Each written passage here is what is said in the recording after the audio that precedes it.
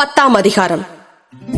இப்படி இருக்க நியாயப்பிரமாணமானது வரப்போகிற நன்மைகளின் பொருளாயிராமல் அவைகளின் நிழலாய் மாத்திரம் இருக்கிறபடியால் வருஷந்தோறும் இடைவிடாமல் செலுத்தப்பட்டு வருகிற ஒரே விதமான பலிகளினாலே அவைகளை செலுத்த வருகிறவர்களை ஒரு காலும் பூரணப்படுத்த மாட்டாது.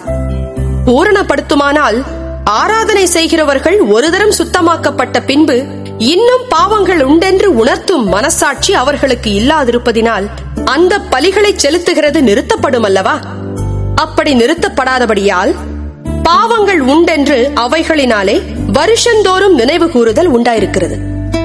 அல்லாமலும் காளை வெள்ளாட்டுக்கடா இவைகளுடைய ரத்தம் பாவங்களை நிவிர்த்தி செய்ய மாட்டாதே. ஆகையால் அவர் உலகத்தில் பிரவேசிக்கும் போது பலியையும் காணிக்கையையும் நீர் விரும்பவில்லை. ஒரு சரீரத்தை எனக்கு ஆயத்தம் பண்ணினீர். சர்வாங்க தகன பலிகளும் பாவ நிவாரண பலிகளும் உமக்கு பிரியமானதல்ல என்றீர். அப்பொழுது நான், தேவனே, உம்முடைய சித்தத்தின்படி செய்ய இதோ வருகிறேன், புஸ்தகச் சுருளில் என்னை குறித்து எழுதியிருக்கிறது என்று சொன்னேன் என்றார். நியாயப்பிரமாணத்தின்படி செலுத்தப்பட்டு வருகிற பலிகளை குறித்து மேற்சொல்லியபடி பலியையும் காணிக்கையையும் சர்வாங்க தகன பலிகளையும் பாவ நிவாரண பலிகளையும் நீர் விரும்பவில்லை, அவைகள் உமக்கு பிரியமானதல்ல என்று சொன்ன பின்பு, தேவனே, உம்முடைய சித்தத்தின்படி செய்ய இதோ வருகிறேன் என்று சொன்னார். இரண்டாவதை நிலைநிறுத்துவதற்கு முதலாவதை நீக்கி போடுகிறார்.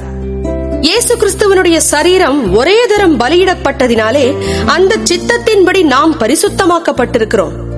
அன்றியும் எந்த ஆசாரியனும் நாடோறும் ஆராதனை செய்கிறவனாயும் பாவங்களை ஒரு காலம் நிவிர்த்தி செய்யக்கூடாத ஒரேவித பலிகளை அநேகந்தரம் செலுத்தி வருகிறவனாயும் நிற்பான்.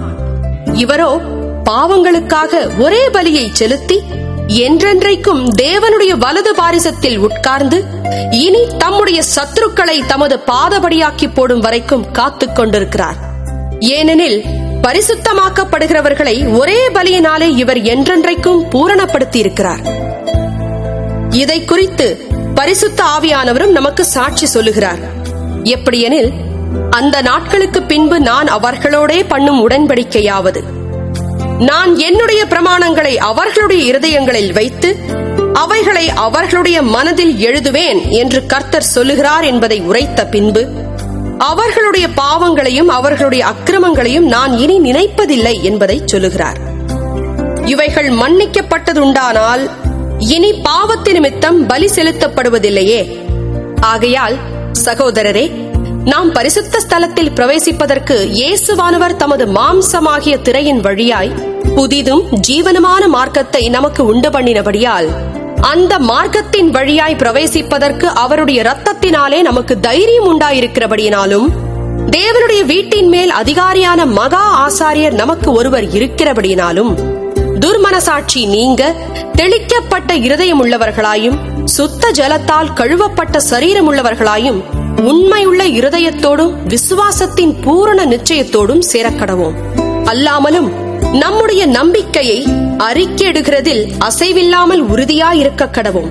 வாக்குத்தத்தம் பண்ணினவர் உண்மையுள்ளவராயிருக்கிறாரே.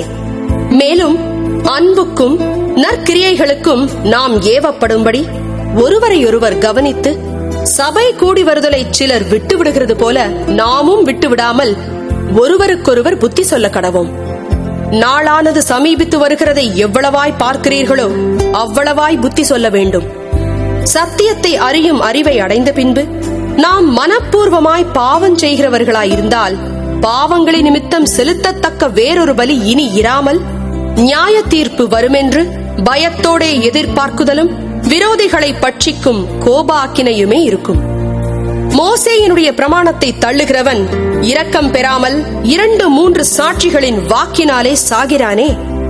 தேவனுடைய குமாரனை காலின் கீழ் மிதித்து தன்னை பரிசுத்தம் செய்த உடன்படிக்கையின் இரத்தத்தை அசுத்தம் என்றெண்ணி கிருபையின் ஆவியை நிந்திக்கிறவன் எவ்வளவு கொடிதான ஆக்கினைக்கு பாத்திரவானாய் இருப்பான் என்பதை யோசித்து பாருங்கள். பழிவாங்குதல் எனக்குரியது, நானே பதில் செய்வேன் என்று கர்த்தர் சொல்லுகிறார் என்றும் கர்த்தர் தம்முடைய ஜனங்களை நியாயந்தீர்ப்பார் என்று சொன்னவர் இன்னார் என்று அறிவோம். ஜீவனுள்ள தேவனுடைய கைகளில் விழுகிறது பயங்கரமாயிருக்குமே. முந்தின நாட்களை நினைத்துக் கொள்ளுங்கள். நீங்கள் பிரகாசமாக்கப்பட்டிருந்த அந்த நாட்களில் உபத்திரவங்களாகிய மிகுந்த போராட்டத்தை சகித்தீர்களே. நிந்தைகளாலும் உபத்திரவங்களாலும் நீங்கள் வேடிக்கையாக்கப்பட்டதும் அல்லாமல் அப்படி நடத்தப்பட்டவர்களுக்கு பங்காளிகளுமானீர்கள்.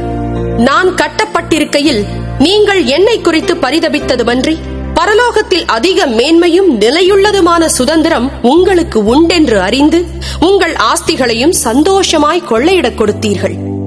ஆகையால் மிகுந்த பலனுக்கேதுவான உங்கள் தைரியத்தை விட்டுவிடாதிருங்கள்.